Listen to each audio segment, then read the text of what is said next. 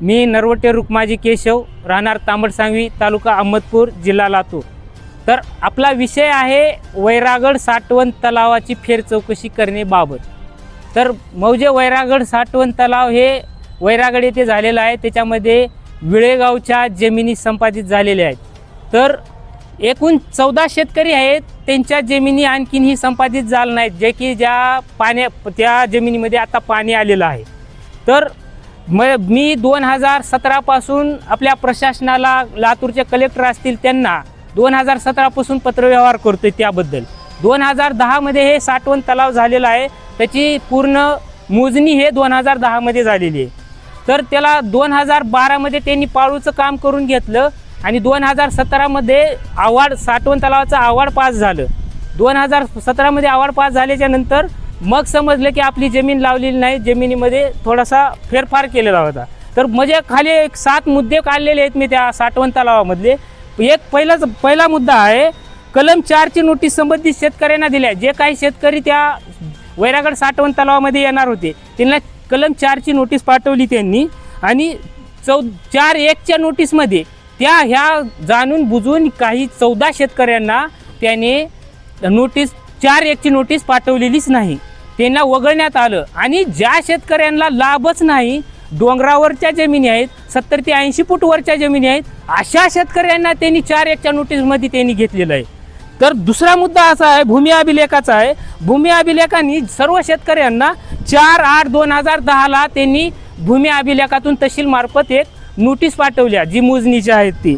आणि लघु पाटबंधारे विभागाला पण त्याच दिवशी नोटीस पाठवली की तुम्ही इथं हजर राहा। जे काही त्याच्यामध्ये जे सामील होते संयुक्त मोजणीला, त्यांना पण 4/8/10 लाच पत्र पाठवलं आणि त्या पत्रात नमूद केलं की सर्व शेतकऱ्यांनी त्याच्या पत्रामध्ये 9/8/2010 9 तारीख दिली, त्या तारखेला तुम्ही सर्वजण हजर राहा आणि आपली मोजणी करून घ्या, पोट हिस्साची मोजणी काय ती करून घ्या।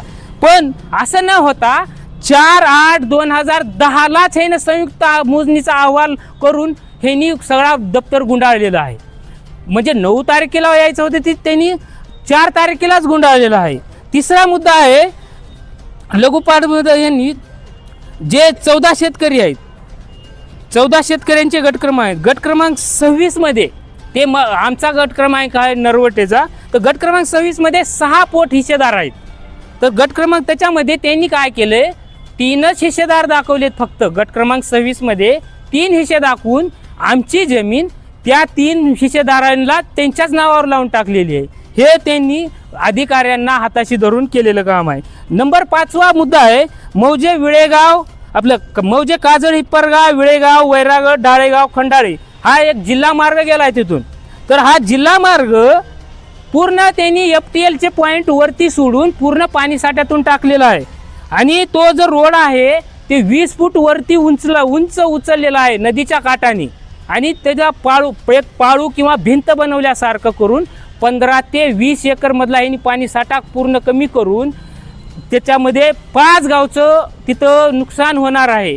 एवढा जे की उन्हाळ्यामध्ये आपल्याला पाणी साठा लागतो, हा पाणी साठा त्यांनी कमी करून टाकलेला आहे तिथं। ह्या शासनाने ह्याला मी वारंवार पत्रव्यवहार करून पार मुख्यमंत्री यांच्या पस्तोर पत्रव्यवहार केलेत। तिथून त्यांना सविस्तर याची चौकशी करून तुम्ही याचा सविस्तर अहवाल आमच्याकडे सादर करा। विभागीय आयुक्त आपले औरंगाबादचे असतील, तसेच गोदावरी मराठवाडा पाटबंधारे विभाग औरंगाबाद असेल, लातूरचं लघु पाटबंधारे विभाग असेल, लातूरचं कलेक्टर ऑफिस असेल, यांनी सगळ्यांनी अहमदपूरचं उपविभागीय अधिकारी कार्यालय अहमदपूर असेल, यांनी सगळ्यांनी अहवाल यांना मागितलेत। यांनी अहवाल आतापर्यंत दिलेला नाही, आणि काल परवा एक मी माहितीचा अधिकार दिल्यावर त्यांनी एक अहवाल दिलाय ॲज इट इज, मागचा कॉपी पेस्ट करून पुढचा अहवाल हे अशाला असा आहे, असा अहवाल चुकीचा अहवाल त्यांनी सादर केलेला आहे। आज जर आता आमची अशी मागणी आहे की शासनाने या आमच्या पत्राची दखल घेऊन यांनी तात्काळ याच्यावरती कारवाई करावी आणि सर्व 14 शेतकरी जे वंचित आहेत या 14 शेतकऱ्यांना न्याय द्यावा, त्यांना मावेजा द्यावा, आणि जे काही भ्रष्ट अधिकारी आहेत त्यांच्यावर कायदेशीर कारवाई करावी। आणि इथून पुढची दिशा हे जर असं झालं नाही तर येत्या 26 जानेवारी 2026 ला आम्ही सर्व शेतकरी मिळून आत्मदहन करणार आहोत। साठवण तलाव असेल किंवा तहसील अहमदपूर कार्यालय असेल, इथं आम्ही आत्मदहन करणार आहे. हे शासनाने आमचा इशारा पक्का आहे आणि हे लक्षात ठेवावे. माझ्या गावचे काही लोकांच्या जमिनी गेल्या नसता सुद्धा त्यांना माविका दिलेला आहे. आणि काही लोकांना 4,000 झाडे लावले म्हणून शासनाला दाखवले, तिथं सध्या एकही झाड नाही. आणि याने जिथे ज्या वावरात सडक जाती तिथे सडक न काढता कुठूनही मनमानी काढून रस्त्याचं काम कंप्लीट झालं म्हणून शासनाला दाखवलं. सडकाचं काम पूर्ण झालेलं नाही, त्याच्यावर कारवाई करण्यात येईल.